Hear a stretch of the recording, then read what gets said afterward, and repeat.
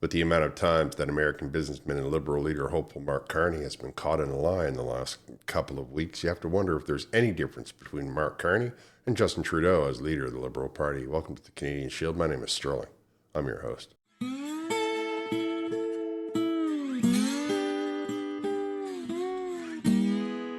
I don't have to remind you that many of the reasons that the Canadian population has got a big issue with the far left and with the Liberal Party is because the inconsistencies, the lies, the double standards, and the hypocrisy. And the more you look at Mark Carney, the more he gets exposed to the light of the day. You can see no difference between the behaviors and the actions of the Liberal Party under Justin Trudeau and the behaviors and the actions of the Liberal Party, or at least Mark Carney, in his effort to become leader of the Liberal Party and by extension an unelected member, the unelected Prime Minister of Canada. And part of me, after listening to him, thinks that he's just in competition with one of his, billionaire guys from Italy who was a central banker who became Prime Minister, which is not any better. I don't want anybody who's playing a game. There's lives at stake. people are suffering. Mark Carney, of course, wouldn't understand any of that, looking down on us from the comfort of his private jet, where his wife is worried that she can't find any place to live, only making $250,000 a year. So the concepts are going to be lost on him. The understanding of what it means to be balancing your budget and to be looking, counting your pennies and to seeing where your expenditures are, and the worry that comes along with having to choose between paying for electricity or buying groceries, the worry that comes along, the anxiety that comes along with the uncertainty of money, working your fingers to the bone, as the expression goes, and still not being able to make ends meet. That's the kind of thing that the Liberal Party doesn't seem to be in tune with. The more Canadians get a view of Mark Carney, the more he looks exactly the same as Justin Trudeau. Let's take his contention that he's an outsider. He then will say, "Oh, but I joined the federal government and helped Paul Martin balance the budget." Now, we know he wasn't in the country for that. We further know that he didn't. He joined the government, but in 2004.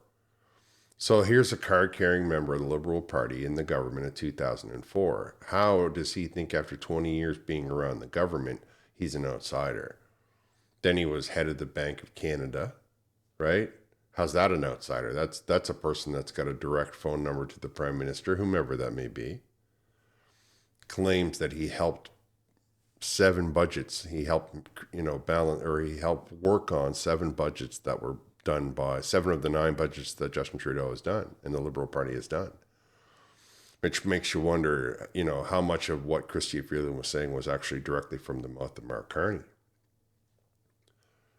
And here we can see that he's not an outsider as well. So now we got him saying that he's an outsider, but we got him saying that he's spent 7 years with the Liberal government working on the budgets. I mean, I just wish there would be a little bit of consistency, but that's the thing. That's all we seem to be getting from the Liberal Party is inconsistency. The only thing that's consistent is the dishonesty. The only thing that seems to be consistent with the Liberal Party is their inconsistency. Mark Carney moved all of his companies to New York to take advantage of the tax rates. And now he wants Canadian companies to stay in Canada and give them an additional tax of carbon tax for that he's going to take away from the people and in the front end and make them pay for it on the back end.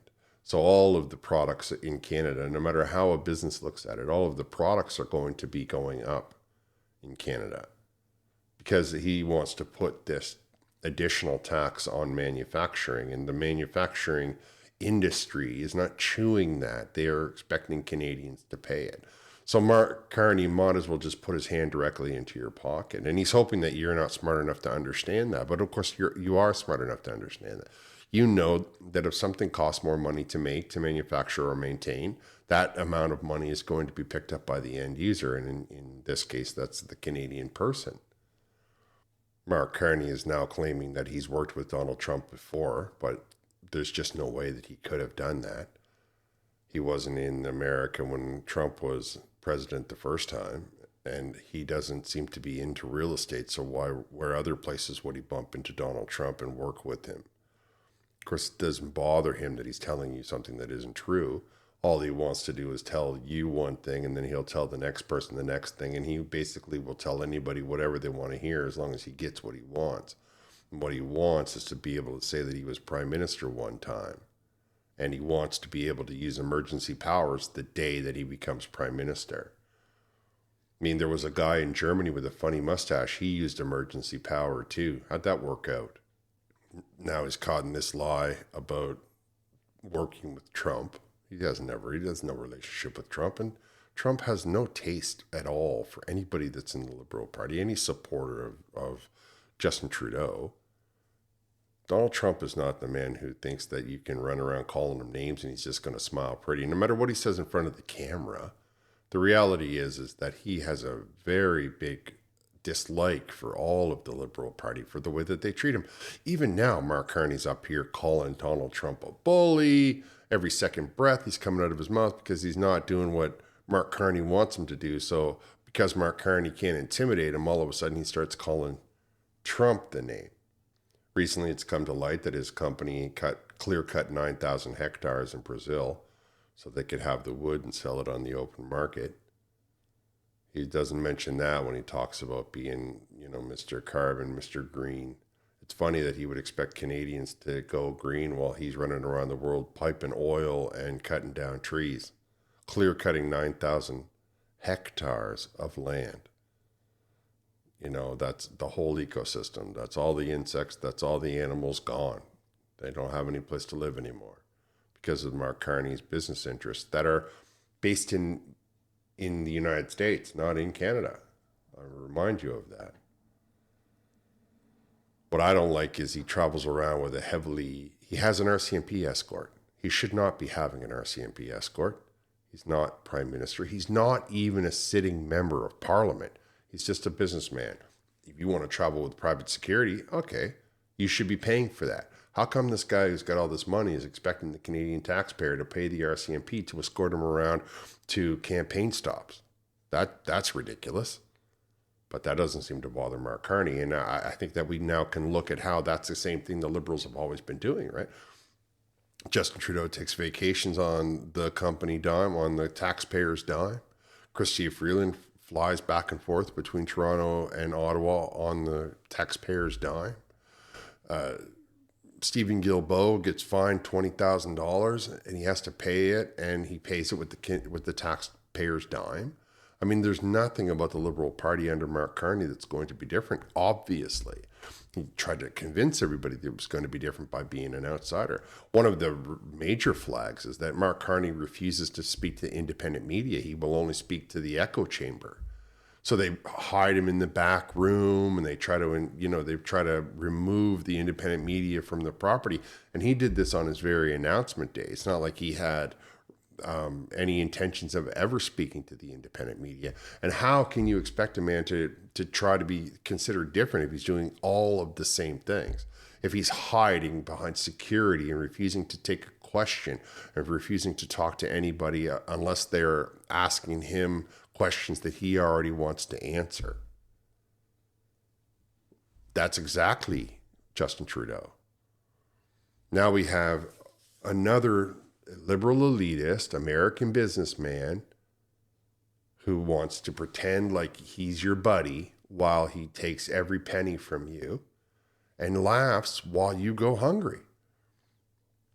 He told his housing minister, MP Smith, that Toronto needs more density. I don't know if any of you have ever been to Toronto, but they got high rises up there, miles of them. They're just everywhere. He wants to cram everybody into high density. He doesn't want to give anybody a home. Well, why do you want to cram everybody into high density? How does that help the people? How does that give them a better standard of living? And why is it in your mind that you're not trying to make Canadians have a better standard of living? That's just exactly the same as the Liberals have always been doing. They live well. You are supposed to live to serve them. That's the message that Mark Carney is running around Canada talking about, right? High density, more carbon tax, and refuses to take a question from independent media. Those are all the same things that Justin Trudeau was doing. You can't say that about Donald Trump. You can't say that about Pierre Poilievre. They both speak to the independent media, and they both do not want the carbon tax, even on companies, especially on companies. I just feel like anybody out there who's supporting the Liberal government needs to ask themselves, why is it that they want everyone around them to be suffering? Why is it they want everyone around them to be hard up for money and struggling to pay rent and buy groceries? Why do they want that for people? Why wouldn't they want something good for them? Why would they want not something for their fellow countrymen to be living a decent life? To have a good job or a decent job, be able to have an inexpensive rent? Why wouldn't they want that? What is wrong with them that they need to have to keep people suppressed so badly? I mean, can we even call the Liberal Party liberals anymore? They're more like Marxists. Well, they are the opposite of whatever a liberal is. And in my mind, that's a Marxist.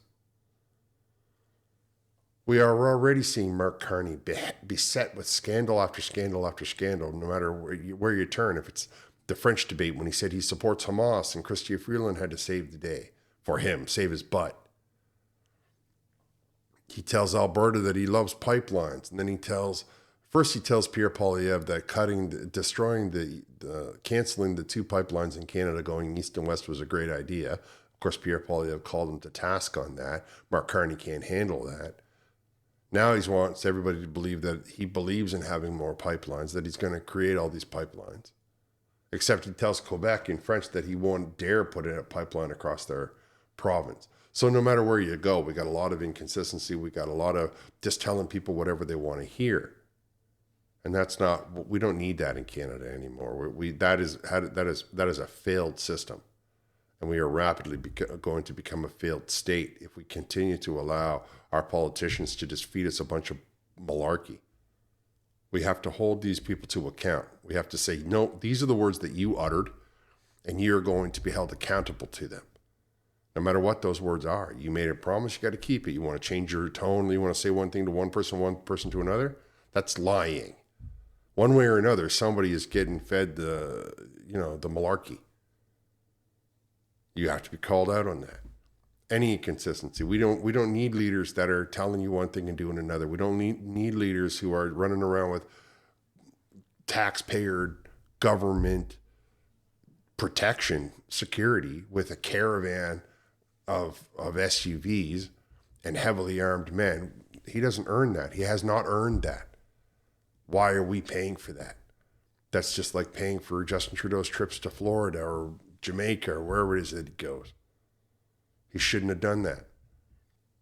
You think Mark Carney will be any different? He's already being deceptive. He's already being inconsistent.